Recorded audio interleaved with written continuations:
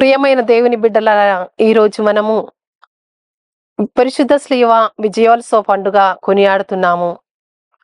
ఈ పరిశుద్ధ శ్లీవ విజయోత్సవ పండుగ ఎక్కడి నుంచి, ఎప్పటి నుంచి స్టార్ట్ అయింది అని మనం చూసుకున్నట్టయితే, యేసు ప్రభు శ్లీవ మరణం పొందిన వెనుక క్రైస్తవ విశ్వాసం అనేది అంజలంజలుగా వర్ధిల్లుతూ ఉండేది.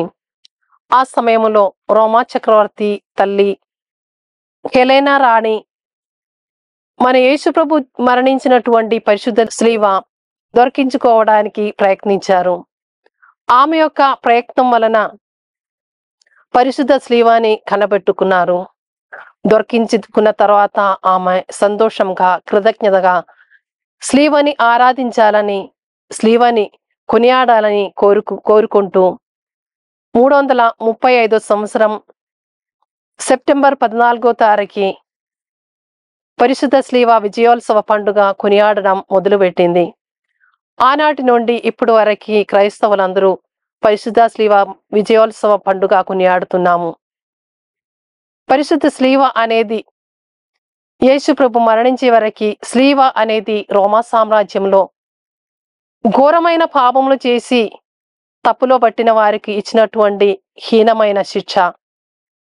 ఆ శిక్ష దొరికిన వాళ్ళని శాపగ్రస్తులుగా భావించేవారు.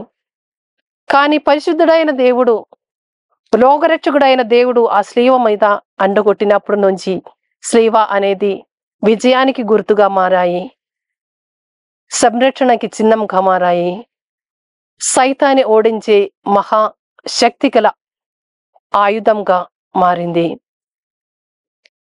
ఈ యొక్క శ్లీవ మార్గంలో మనం నడిచినప్పుడు ఆ శ్లీవ ప్రతి ఒక్క వ్యక్తికి సంరక్షణ అనేది వసుగుతుంది.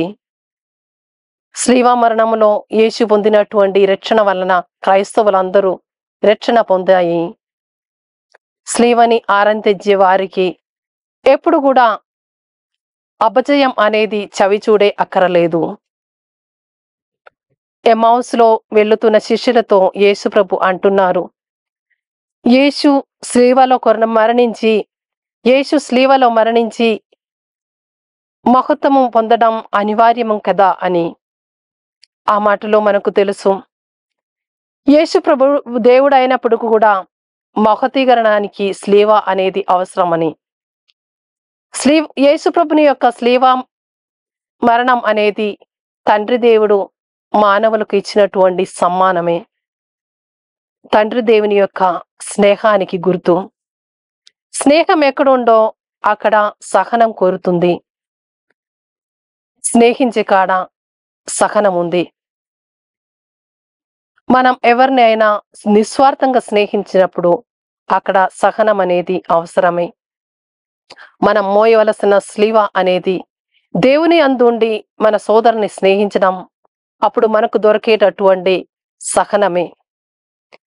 శ్లీవ మోయడం అనేది అందరికి కూడా సాధ్యం కాదు.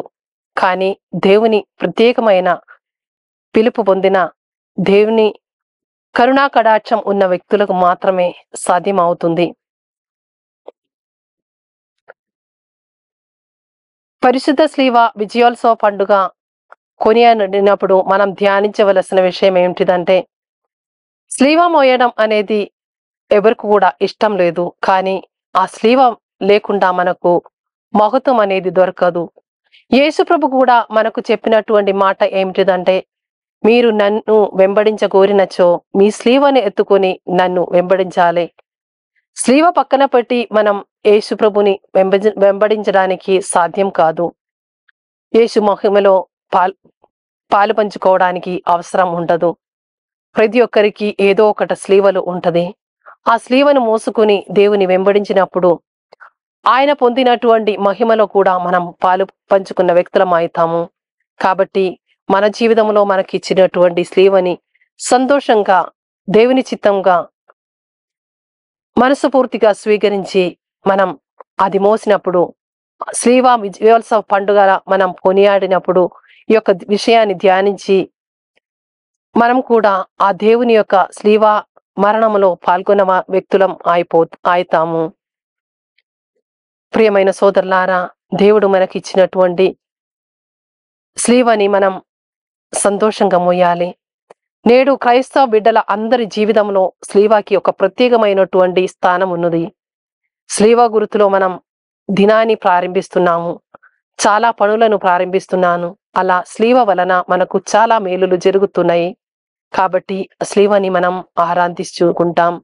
స్లీవాని మనం భయభక్తితో మనం జీవితంలోనికి ఒక స్థానం ఇచ్చే ఒక విలువైన వస్తువుగా స్వీకరించుకుంటాం.